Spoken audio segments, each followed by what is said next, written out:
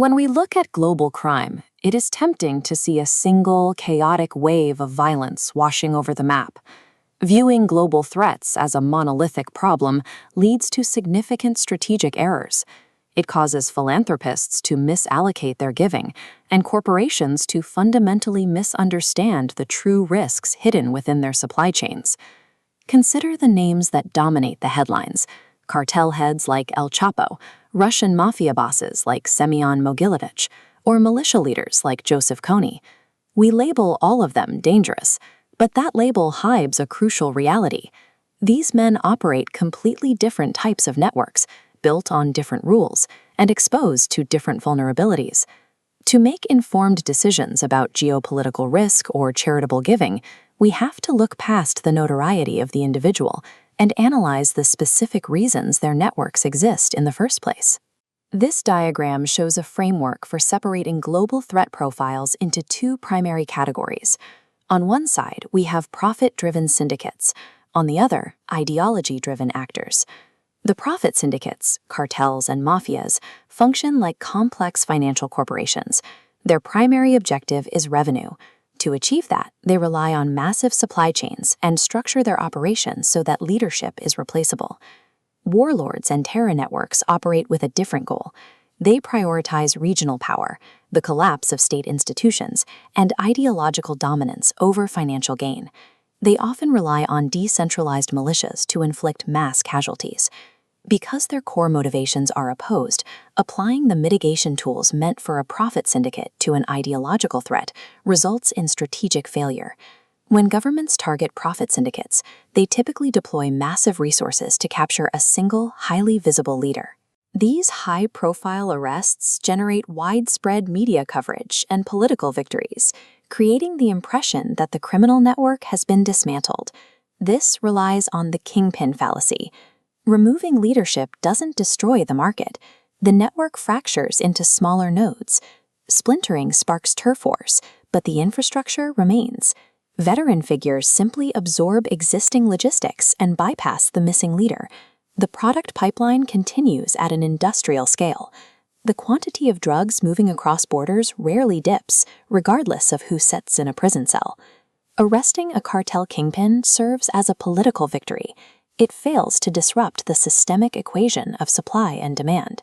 A different approach for profit syndicates involves focusing corporate risk and compliance pressure purely on their financial networks. Consider leaders like Dawood Ibrahim. He thrives by treating global crime as a diversified business portfolio, managing money laundering and extortion rings from the administrative side, rather than engaging in direct violence. Similarly, actors like Semyon Mogilevich rely heavily on international fraud and arms dealing, hiding their operations within legitimate banking systems. Taking down financial structures is tedious. It requires prolonged international banking cooperation and years of legal filings. It rarely produces the headlines that public officials desire. Systemic restriction of a global mafia depends on targeting bank accounts and corporate shell structures. Guarding a physical border only addresses the symptoms, while the capital remains free to move through the international banking system. Now we shift our focus to ideology and power networks. Here, human suffering and state collapse are the primary objectives. To address state-level atrocities, the global community often relies on international tribunals. This is the mechanism used to indict war criminals, like Ali Kusheb in Darfur or Gregoire Ndahimana in Rwanda. The officials operating in these environments cause a staggering scale of collateral damage, ordering mass killings and the organized persecution of civilian populations. These international courts create a permanent, objective legal record. They prevent the historical erasure of human rights abuses and ensure that evidence of state-sponsored violence is cataloged for the future.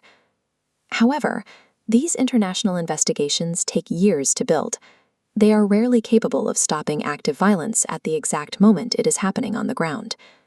International courts are vital for securing historical justice, but they are an ineffective tool for immediate crisis intervention.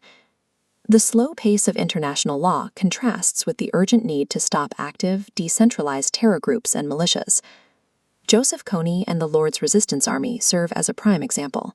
The atrocities committed by groups like this, such as the forced recruitment of child soldiers, demand immediate intervention.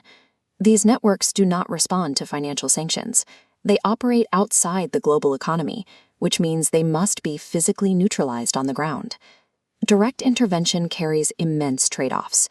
It requires vast, multinational military investments and brings a risk of prolonged geopolitical entanglement in a hostile region. Neutralizing an ideological terror network demands kinetic force. Ultimately, though, that force fails if the root causes of the region's state collapse are ignored once the immediate violence subsides. This chart plots immediate security impact against mitigation effort. Prosecuting cartels takes moderate effort with low long-term impact, as leaders are instantly replaced. Neutralizing terror groups like ISIS demands immense effort, but achieves high immediate impact. Prosecuting historical officials takes heavy effort for lower impact. Attempting to solve global crime with a single approach leads to resource exhaustion and strategic failure. How do we apply this? Philanthropists fund economic alternatives to cartel recruitment, or NGOs supporting ICC investigations. Risk professionals rigorously audit supply chains for the hidden financial networks mafias use. Academics investigate the root causes of state collapse rather than profiling individual kingpins. The durability of the criminal system poses a greater threat than any individual kingpin. Lasting mitigation requires dismantling those massive systems rather than focusing only on the temporary notoriety of an individual leader.